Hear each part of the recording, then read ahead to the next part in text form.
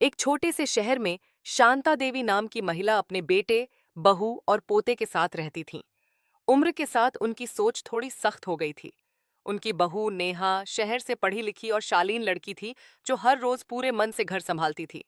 लेकिन शांता देवी को छोटी छोटी बातों पर नेहा से शिकायत रहती।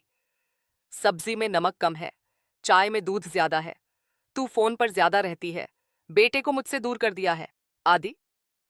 नेहा रोज चुपचाप सब सहती रही, सम्मान बनाए रखने के लिए।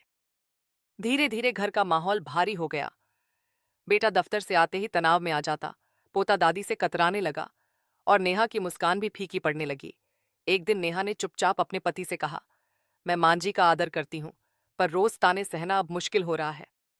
कुछ दिनों बाद शांता देवी खुद को अकेली महसूस करने लगीं। उनके ताने अब घर में कोई सुनने को नहीं बैठता था।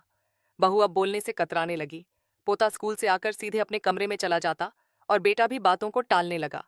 धीरे धीरे घर में रहते हुए भी शांता देवी अकेली हो गईं। एक दिन उन्होंने अपने कमरे में बैठकर सोचा, मैं तो अपनों के बीच हूं, फिर भी इतनी तन्हा क्यों हूं। उन्हें समझ आया कि उनकी अपनी छोटी छोटी शिकायतों ने ही सबको उनसे दूर कर दिया। अब नेहा अपने कर्तव्यों में लगी रहती है, लेकिन वह अपनापन, वह गर्मजोशी अब नहीं रही। शांता देवी चाहे तो किसी को पुकार सकती हैं, लेकिन कोई पास बैठने को तैयार नहीं।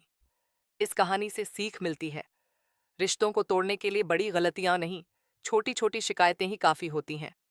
क्या आप भी अपनी बहू या बेटे के साथ ऐसा करते हैं? अगर हाँ, तो फिर दोष अपने बेटे और बहू को मत दीजिएगा।